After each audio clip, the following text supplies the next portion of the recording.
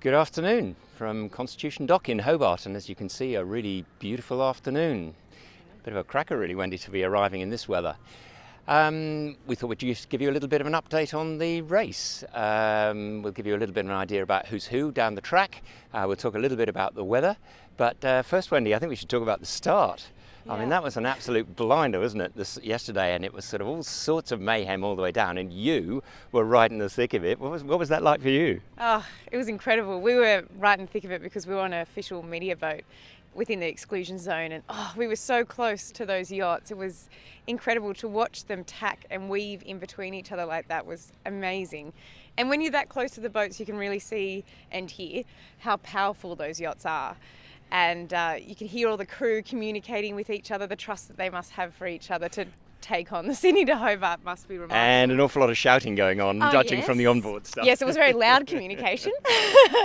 But yeah, it was pretty incredible. And to understand the crew must know those boats inside and out, the parameters, what they're able to do, the yachts, I should say. Because it's just the technical side of yesterday was remarkable. And you were up in the air. Yes, I was. I was up in the air. It was an interesting view as well. I mean, from ours, that was probably one of the most interesting starts we've seen because there was just all going on from the get-go.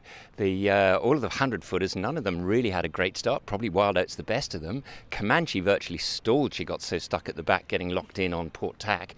And it happened to all of them. And then come the mark, and there was all to come for. And I have a nasty feeling we're going to hear plenty more of that once the boats have crossed the line, because there were two people doing 720s and one protest at least. So I fear that the history of this race may well repeat on that account. So, but brilliant up in the air and fantastic day for it. Perfectly blue water, wonderful going down the coast with the big 100-footers and following them down. Yeah. So just the other day I saw you did a bit of an explanation on the VMG running. Now, yes, you got that right. Possibly tell. I'm not super familiar with the technical side of racing. So for us who may not understand those sides of sailing, can you explain a little bit about the relevance of that explanation with what's happening in the race at the moment? Nice little Dorothy Dix there, actually, because that's exactly what's going on out at sea. And if anybody chooses to go on the tracker and just hit any of the 100-footers, and you'll see their actual track as well.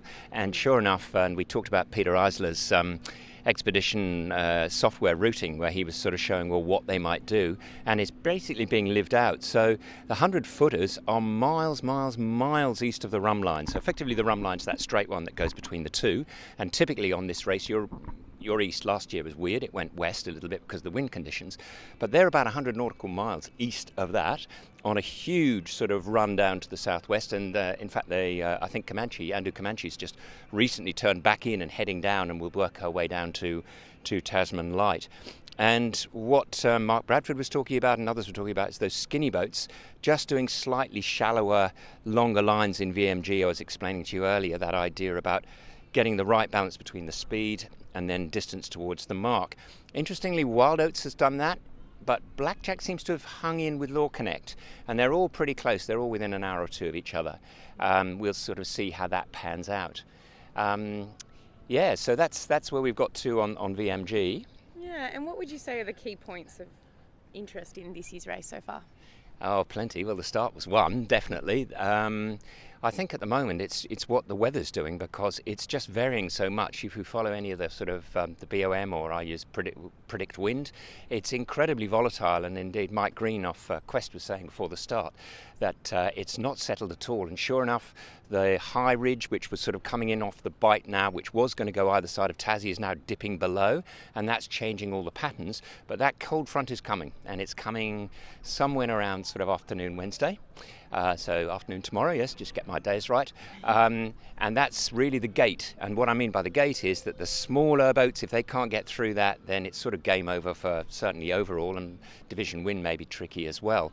So that's I think going to be probably the key thing. If we're looking at who's where, two retirements, unfortunately, Avalanche and Yeah Baby. Yeah Baby broke a rudder. We did see Sunfish from up in the air, so I hope it wasn't one of those. And then for the front runners, yes, they're sort of way wide of the mark. Probably sort of about a third of the way down the Tassie coast at the moment, not quite down towards St Helens, and maybe about 70 nautical miles behind the race record at the moment.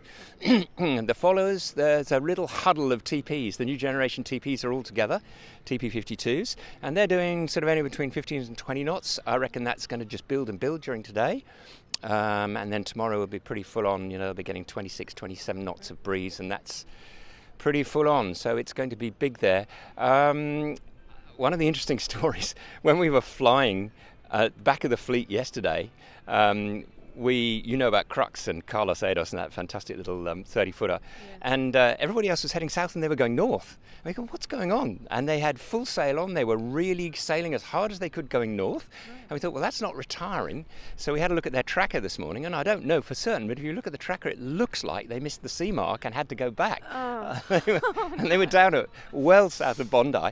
Anyway, they've made it up because they're leading their division again, so that's pretty cool. Wow. And speaking of records. Yes, the record question. Are we in for a record this year, record race? What do you think? Well, I'm going to, you'll be so across this, I know, but you'll have heard all the news. But if you were doing a 50-50, which way do you reckon it's going?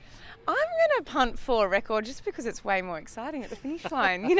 Extra coverage for us. But, what about you? What's Absolutely. Look, I think probably not at the moment unless things change profoundly. They're currently at the moment, they're probably 1-2 o'clock in the morning, which is sort of past that 1 day 9 hours type number, but it's going to be pretty close, and you just don't know. A lot of it's going to depend what happens in the river. So it's all to play for, and it's going to be a very long night, Wendy, tonight, because the big guys are coming in, all four of them within a few hours of each other, and 60 footers, 70 footers will be straight behind. So we should keep ourselves refreshed for a busy day tomorrow too. Yes. Okay, that's it. 24 hours. A very long 24 hours. Okay, that's it from us. Catch up with you later.